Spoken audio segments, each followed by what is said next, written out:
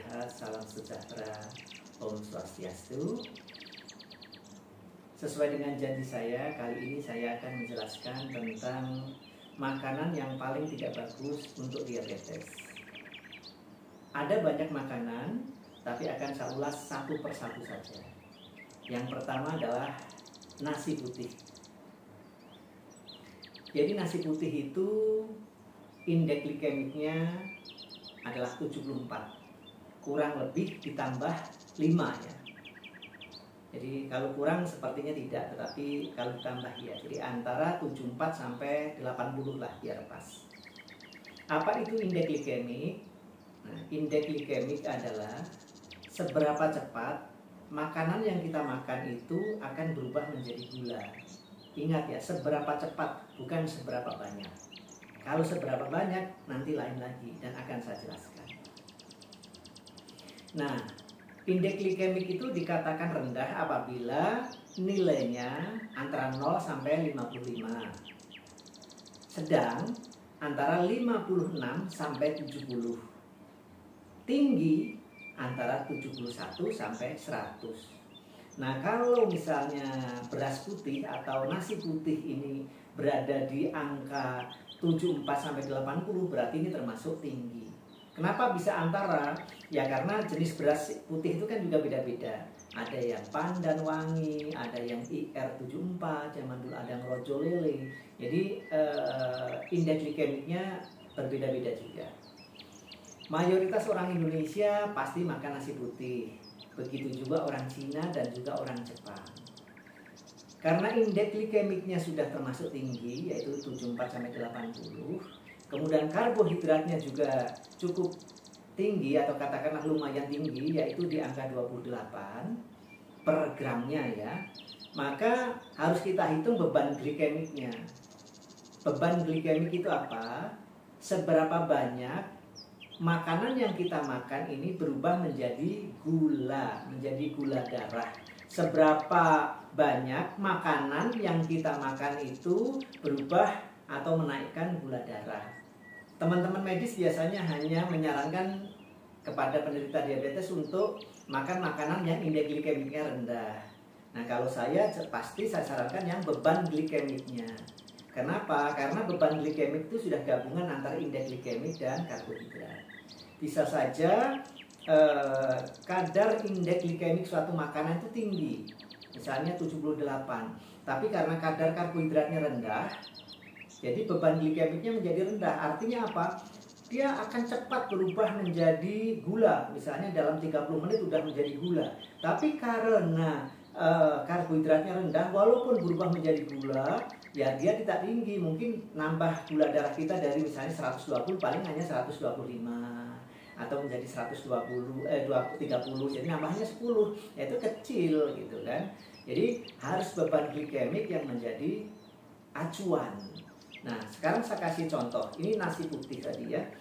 Nasi putih kalau sudah dimasak, sekali lagi saya ulang, beban glikemiknya adalah 74 sampai 80. Saya anggaplah 74 aja.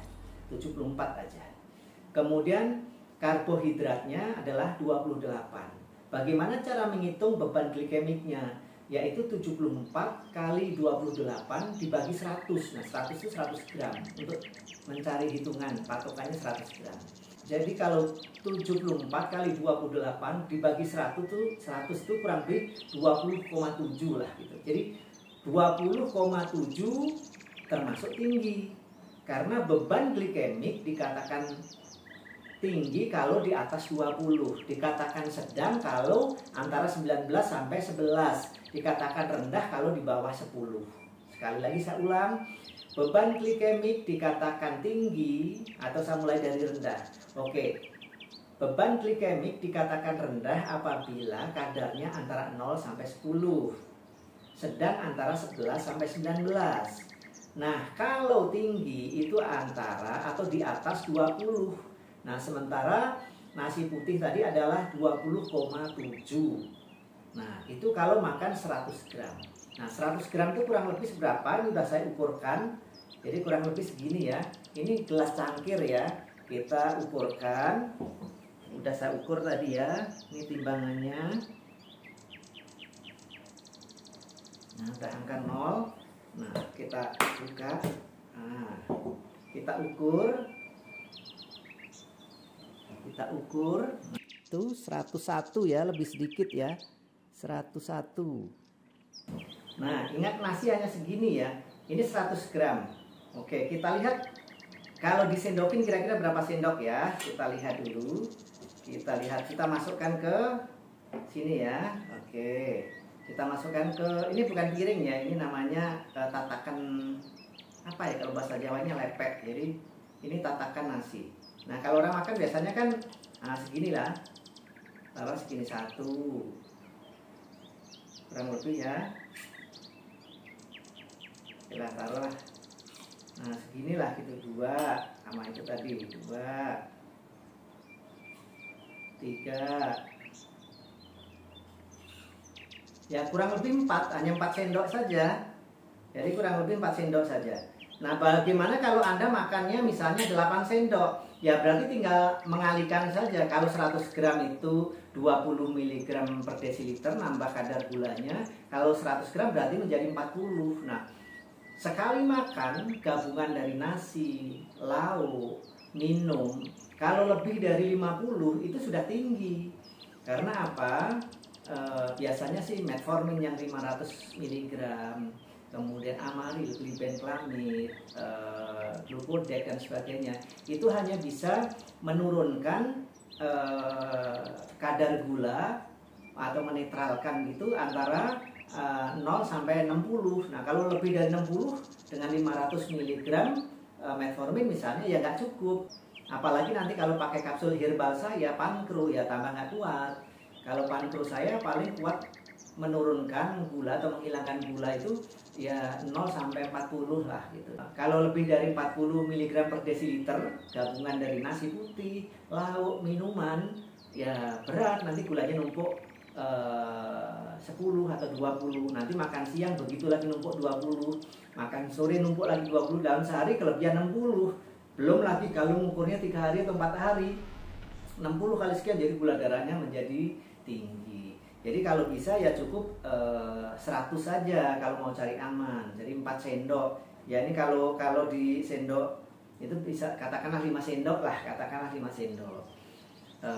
Nah kalau cukup segitu, kemudian sayurnya sayur hijau, kemudian nanti tambah ikan atau daging secukupnya, tambah misalnya tempe, ya itu paling naiknya sih antara sekitar 40 sampai 50. Artinya kalau minum kapsul kami, kapsul pankro ya hilang. Apalagi ditambah Anda berolahraga, nah, gulanya makin turun lagi. Selama Anda bisa, saya sarankan untuk tidak minum obat, tapi cukup melakukan diet saja. Jadi diet yang tepat, olahraga yang teratur, cukup istirahat, kemudian berpikiran positif, yakin bahwasanya diabetes bisa disembuhkan, menambah sedekah apalagi di bulan puasa, insya Allah Anda akan disembuhkan oleh Allah.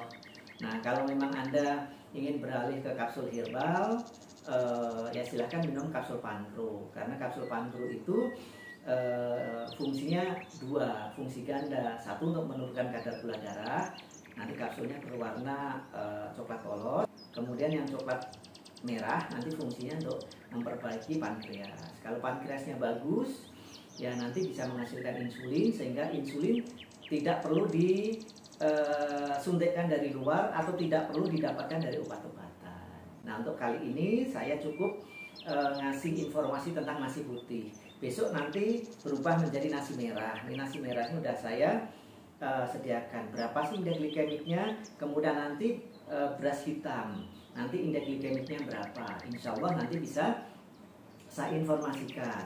Biar apa? Biar nggak sekaligus. Biar Anda tetap nonton video-video BMCL. Untuk itu, bagi yang belum subscribe, belum berlangganan, silahkan berlangganan dulu. Kemudian jangan lupa dipencet belnya biar Anda tahu kalau saya mengunggah video-video baru. Jadi untuk berikutnya akan saya jelaskan tentang nasi merah, kemudian nasi hitam juga, termasuk bahayanya nasi putih kalau makan nasi putih ini berlebihan. Oh ya, bagi Anda yang sudah cuci darah karena diabetik nefropati atau gagal ginjal karena gula, silahkan gunakan herbal saya dari Jepang. Ini namanya SOP Subarashi. Ini bisa menurunkan kreatin dan urium dan bisa mengurangi frekuensi cuci darah. Nah, kalau ingin informasi tentang diabetes, penyebabnya apa, gejalanya seperti apa, lihatlah video-video rumah sehat BMCA sebelumnya. Akhirul kalam, assalamualaikum warahmatullahi wabarakatuh. Salam sehat, salam sejahtera, Om Swastiastu. Nama saya Bu Yanti PS. Saya dari Kota Bekasi. Penyakit saya diabetes tipe 2. Saya menderita diabetes dari tahun 2017. Saya tahu dari tetangga saya, yaitu Pak Jainal.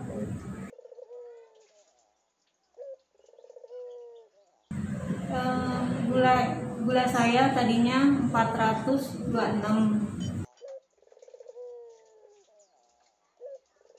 Saya minum obat dokter metformin. Saya pernah dicek, yaitu 14,8.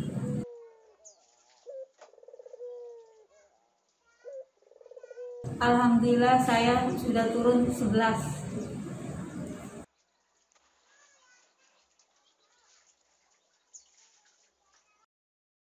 Dulu saya merasakan seluruh badan saya sakit, lemes, gusi, gigi, semua sakit. Bahkan telinga saya pun suka budek gitu. Kondisi saya sekarang alhamdulillah banyak perkembangan. Yang kuping tadinya budek enggak, gusi, gigi alhamdulillah udah enggak. Tangan yang tadinya ngangkat tangan pun saya tidak bisa, alhamdulillah. Bahkan telapak kaki yang tadinya saya rasakan begitu tebal, sekarang alhamdulillah enak.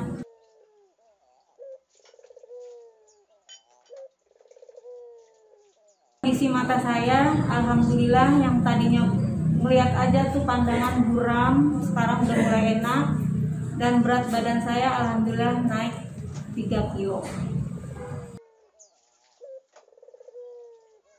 Alhamdulillah pelayanan di sini tuh memuaskan, semuanya baik-baik.